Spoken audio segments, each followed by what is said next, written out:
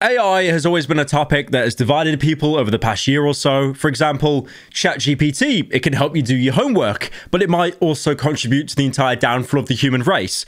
But at the same time, it probably did help you get a B+ because you basically did no revision because you were too busy watching Speed meet with Kim Kardashian, which is a real thing that happened for some reason. Yo, what's good, bro? Say hi. You straight? Why you got that PSG on? All right, come on. Okay, thanks. All right, y'all.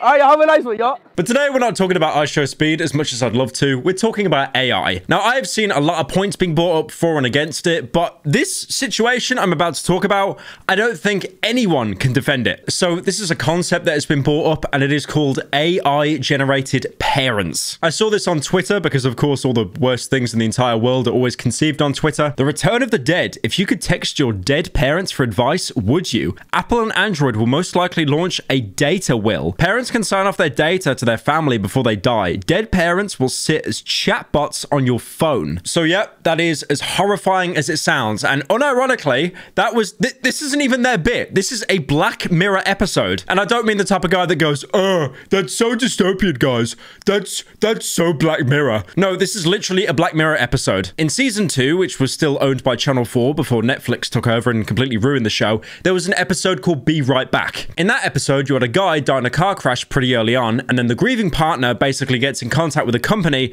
that brought back some kind of chatbot that had his memories and stuff to talk like him, and it went from texts to voice messages to like an actual human body being grown in a bathtub. We're not at that bit yet, but the fact that we are at the opening stages is terrifying. Now, this just sounds like a concept at the minute, something that companies would never stoop down to do something as devious and nefarious as that. Only joking, Lamau, because at the minute, there's a website that exists called Forever Voices. And this is basically the closest thing to getting a dead relative and replicating their voice. Now, what this company does at the minute is they save celebrity voices. And at the minute, you can pay $1 per voice message response on Telegram, which is basically like Cameo, but without any kind of video and also not asking for the actor's consent in any way possible. You could probably get them to say the most messed up stuff with absolutely no backlash. They also feature something called a Forever Companion, which by reading the site is basically an AI girlfriend that you can have 18+ conversations with. To be fair, that one I listed at the very end is probably the only one that's going to make people watch the video and go, okay, wait a minute, guys. Wait a minute.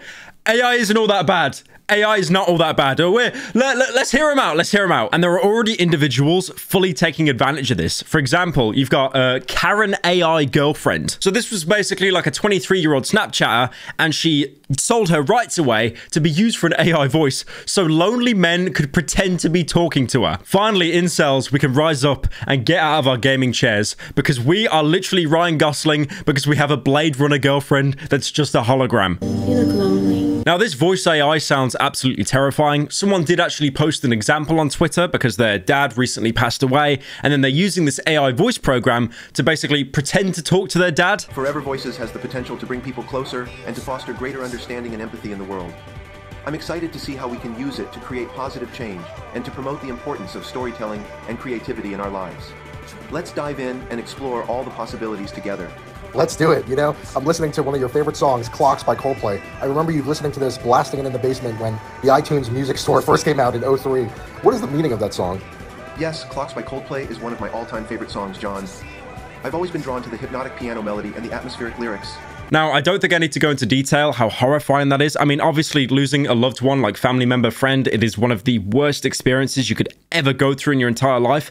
But this is wrong on so many levels. Firstly, you're not actually talking to that person. You're talking to a bot pretending to be that person. There's no empathy there. There's no caring in the voice. And the AI is so early on that it just speaks in the same monotone droning sound. And also, this is a company that is using the digital rights of someone that passed away, basically for monetary gain. They're basically exploiting grieving people that feel like they can't move on into talking to a deceased family member. Again, if you lose someone you love and care about, it's horrible. It's one of the worst experiences you could ever go through. It's traumatic, but it's almost like companies are soft locking people into not being able to move on because they still have this little semblance of someone that isn't really them. I mean, I do get it. There are very small situations where people have literally no one in their life and the one person they care about passes away, and then, you know, they literally cannot move on their own. Maybe you could classify it as a form of therapy. I don't know, but it's just the fact that big billionaire companies are behind this. It doesn't feel right. And also, I like the fact in that video that I shown, they've got this like happy music that's almost overpowering the audio, like I'm watching Oppenheimer at an IMAX theater. I mean, personally, I think it's so fucked though. Like, not, don't put this in the video. Like, with a fictional character or something, hell yeah. But like, okay. The thing is as well, you've got people that are alive at the minute that are doing this service, and I don't think they've even consented to their voices being used. But yeah, there's something so just wrong about it. I mean, this is coming from personal experience. I played some games that have like related to this. Like, for example, the video game Soma. That's a really, really, really good game, and I want to do a main channel video on it at some point. But that game even asks basically, what is being human? You know, if you have your voice or your memory transferred onto something else, are you even human? But we're not even talking about the memory aspect. We're talking about just a digital recording of your voice ran by an AI. There's no emotion or empathy copied over. It's just lines of code that you're trying to interface with and have some kind of connection. It's horrifying. Now, I will be honest. I'll be the brave one here. We do this with like fictional characters and stuff. I see no problem. I see no problem with that, okay? There's really no issue. Like, come on. The amount of anime characters, the amount of Mass Effect characters, imagine the possibilities.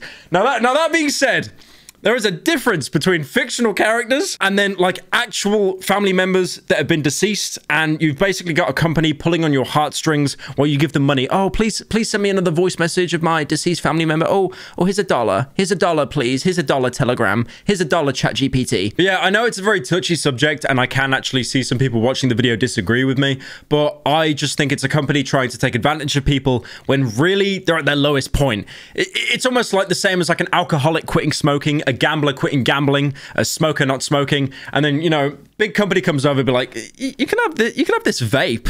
You have this vape instead of smoking. I mean, it's not as bad. You still get the same kind of hit. You get the same experience. Or it's like saying to the guy that drinks like a bottle of vodka a day, here's a beer, bro. You just have a little beer. It's only 4%. You'll be all right. Or it's like saying to the gambler, just go watch XQC play slots over on Kick. We've had a lot of discussions on AI on this channel, and when I mean discussions, I mean you just hear what I say and then you know, say something in the comment section and I never read it. Like, for example, the Atriox situation, that was with like deepfakes and AI. Honestly, like I said earlier, if it's fictional characters, who really cares?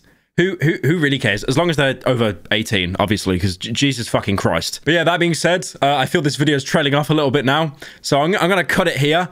But yeah, overall, it's terrifying. It's a really horrifying situation. I can't believe that it's even a thing. And I guess in a couple of years, we're gonna have people being grown in bathtubs, like that Black Mirror episode. I like as well how this entire story referenced like Black Mirror before it fell off, before Netflix got involved and they made the Ashley 2 and the Striking Vipers. Jeez, there was some slop. Black slopper.